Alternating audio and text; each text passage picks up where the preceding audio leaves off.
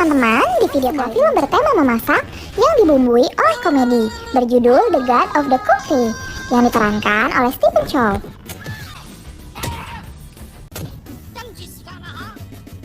Pada saat itu, Stephen Chow yang digelari sebagai dewa memasak kedapatan telah menipu para pelanggannya yang membuatnya kehilangan gelarnya dan menjadi seorang gembel kelaparan. Bagaimanakah keseruan dari ceritanya? Dan apakah Stephen Chow dapat kembali menjadi dewa memasak? Kalau begitu, silakan tonton video ini sampai selesai. Kisah dimulai ketika Chow memesan semangkok mie campur di sebuah kedai yang dimiliki oleh seorang wanita bernama Turki.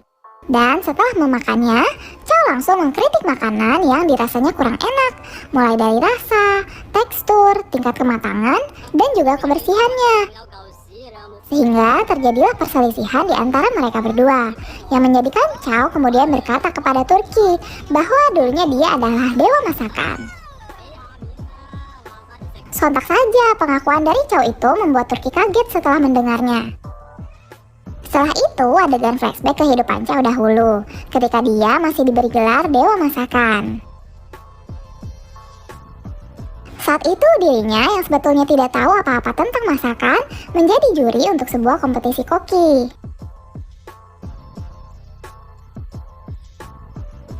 Dan setelah ia mencicipinya, dengan sombongnya Chow mengkritik semua masakan peserta dengan alasan yang tidak masuk akal, yang menjadikan semua masakan peserta diberi nilai 0. Bahkan yang lebih parahnya lagi, salah satu dari peserta itu diberi nilai 0 karena tampangnya yang jelek, yang membuat nafsu makan menjadi hilang.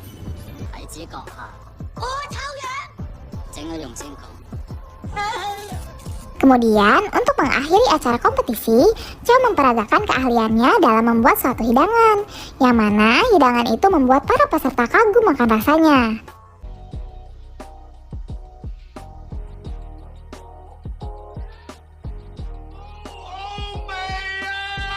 Ternyata semua itu merupakan settingan, yang mana para koki tersebut telah dibayar oleh Chow agar mereka membuat Chow tetap terlihat keren demi mempertahankan gelarnya sebagai dewa masakan.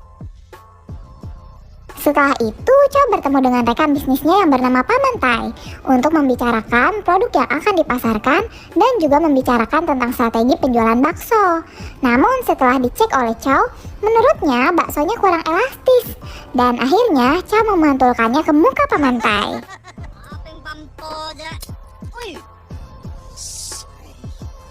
Setelah rapat bisnis selesai, tiba-tiba datang seorang pria yang mencegah Chow bernama Bultong. Ia mengaku sebagai lulusan Akademi Masakan Cina dan merupakan koki yang handal. Ia ingin sekali bekerja dengan Chow sebagai asistennya. Namun Chow mempunyai syarat sebelum menerimanya, yakni dirinya harus melakukan masturbasi terlebih dahulu di depan lift. Tanpa pikir panjang, Bu langsung melakukannya. Dan akhirnya dirinya diterima bekerja sebagai asisten Chow.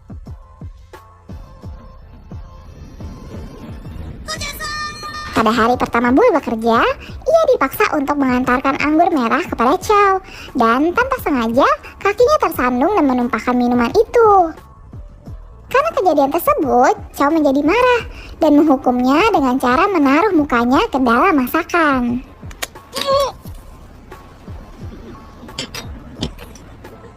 Pada suatu hari, saat Chow meresmikan cabang restoran barunya, dirinya ditemani oleh Bull untuk melakukan demo sebuah masakan. Namun setelah masakan selesai, Bull justru sengaja memberikan penilaian buruk kepada masakan Chow di depan semua orang.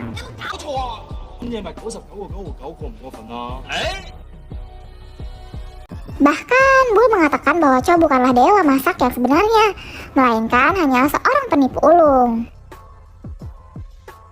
Di tengah situasi tersebut, Bull yang sebetulnya merupakan koki yang handal berusaha menghancurkan reputasi Chow dengan membuat suatu hidangan.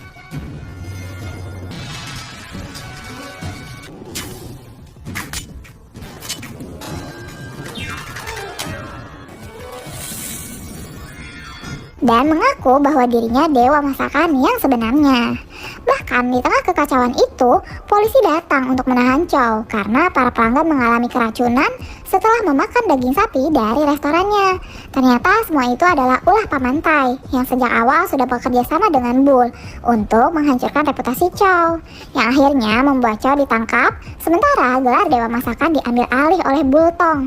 Berikut dengan semua bisnisnya. Cerita berlanjut ke masa Chow sekarang. Dirinya yang kini sedang berselisih dengan Turki kemudian dihajar oleh preman di sana karena dianggap telah mengganggu ketenangan.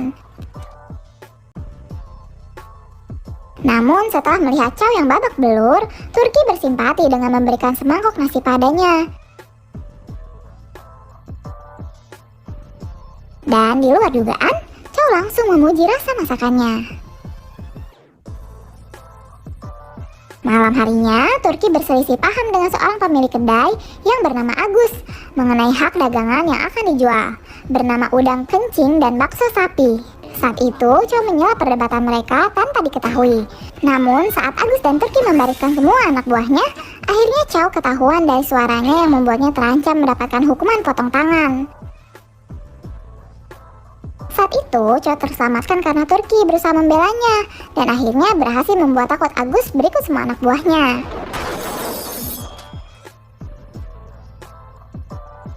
Tidak lama setelah itu, Agus dan semua anak buahnya berusaha membalas dendam kepada Turki yang kini sedang diam bersama Chow di sebuah meja makan. Namun tidak lama kemudian, Agus pun justru ikut terdiam bersama mereka.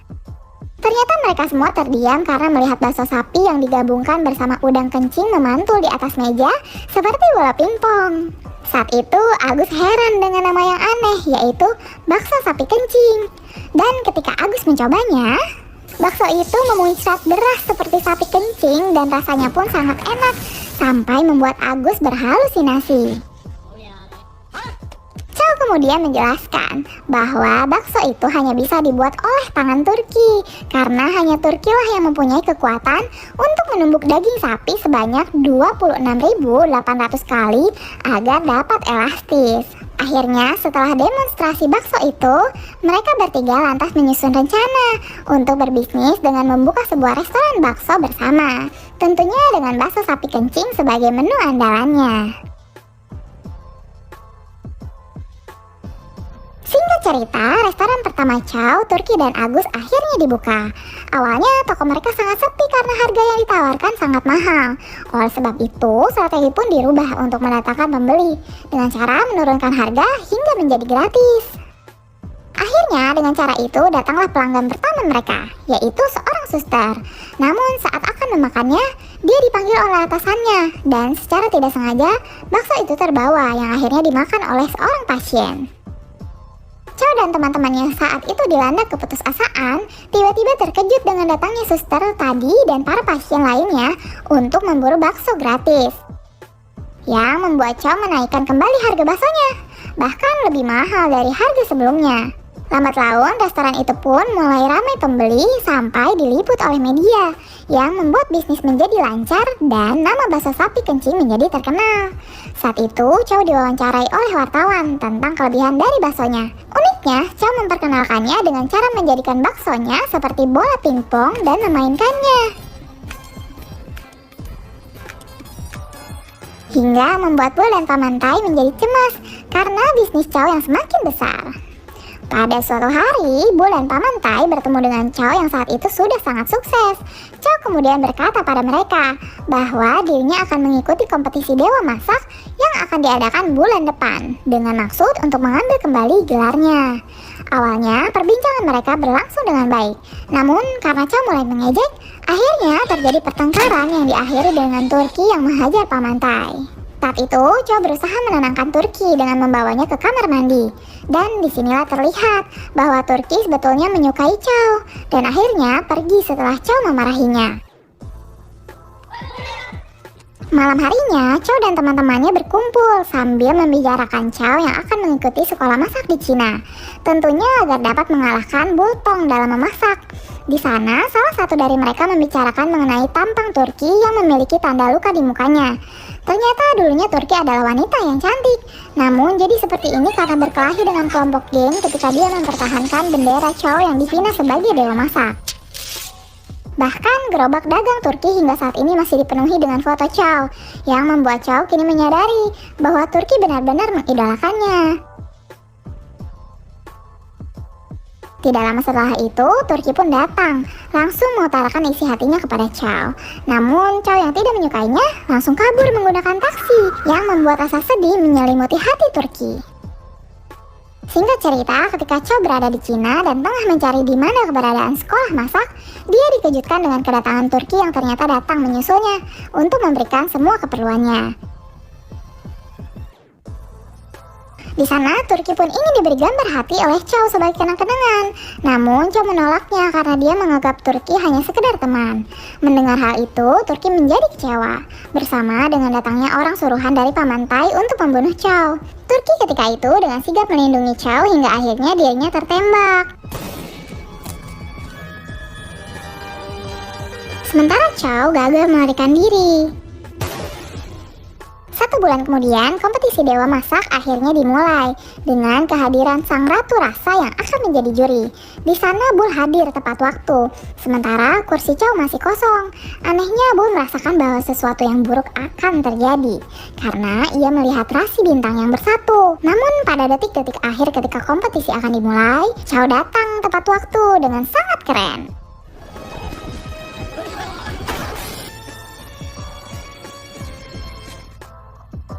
Bahkan kedatangannya diikuti oleh ketua biara Shaolin yang dijuluki Sang Mimpi Basah. Di sini akhirnya dijelaskan bahwa saat itu Chow berhasil lolos dari pembunuhan dan tidak sengaja sampai di biara Shaolin. Ketika itu, ketua biara tidak memperbolehkan Chow untuk pergi sebelum dia menjadi ahli dalam seni Shaolin. Dan karena hal itu juga, Chow akhirnya mengetahui fakta bahwa sekolah masak yang dicarinya sebetulnya adalah dapur Shaolin. Bahkan, Bu juga berlatih memasak di sana, walaupun akhirnya dirinya dikeluarkan biara Shaolin. Pelajaran di dalam biara sangatlah keras, namun Chow berusaha melewati itu karena perasaan bersalahnya kepada Turki. Bahkan rasa bersalahnya itu membuat rambutnya menjadi memutih, yang akhirnya membuat kepala biara mengizinkannya untuk meninggalkan kuil. Kompetisi masak pun akhirnya dimulai. Semua peserta saling menunjukkan keahliannya. Namun mereka semua gugur satu persatu karena kritikan dari juri yang kejam, yang mana kesalahan sekecil apapun membuat mereka semua diusir. Dan akhirnya hanya menyisakan 2 kontestan, yaitu Chow dan Bultong.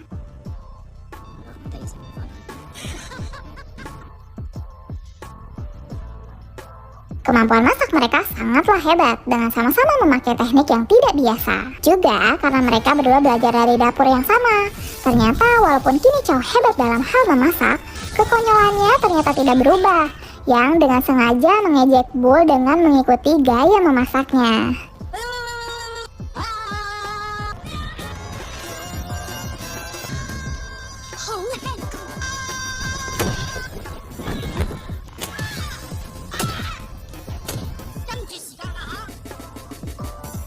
Namun ketika hidangan mereka berdua hampir selesai, Bull dengan kelicikannya menaruh peledak di dalam hidangan Chow,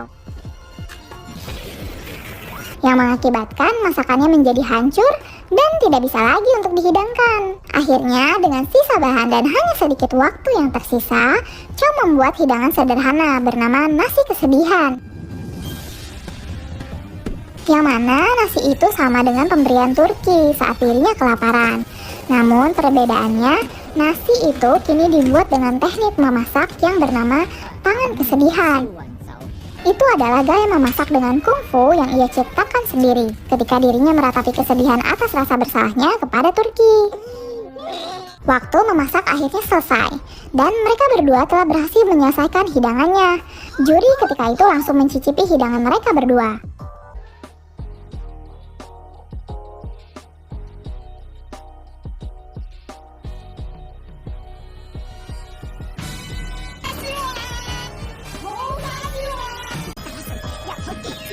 Namun walaupun hidangan Chow kelezatannya mengalahkan hidangan Bull, juri tetap memenangkan Bull dan tetap diberi gelar Dewa Memasak. Itu semua karena sebelumnya sang juri telah disogok.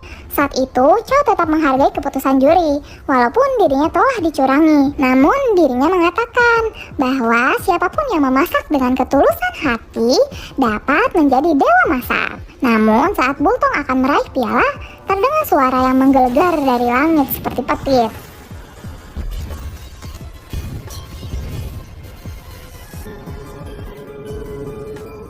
Tak disangka, ternyata Dewi Kwan Yin datang sebagai utusan Kaisar Langit dan mengatakan bahwa Chow dulunya adalah malaikat yang ahli dalam memasak.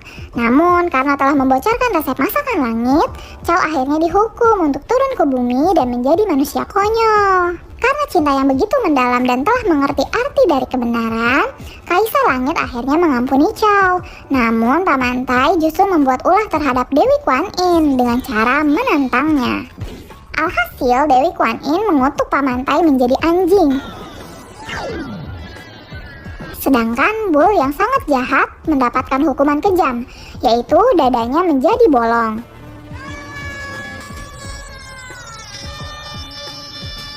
Bertepatan pada saat malam Natal, Chow diberitahu oleh Agus tentang Turki yang sebetulnya selamat dari penembakan. Karena Turki saat itu telah menangkis peluru menggunakan gigi emasnya. Bahkan dokter juga mengubah penampilan Turki menggunakan operasi plastik yang membuatnya kini menjadi wanita yang cantik dan glowing, dan glowing, dan glowing, dan glowing. Di akhir film, Chow yang sebetulnya hanya menyukai wanita cantik, akhirnya menerima cinta Turki dengan sebuah gambar hati yang tertusuk oleh panah. Dan film pun selesai. Terima kasih karena sudah menonton video ini.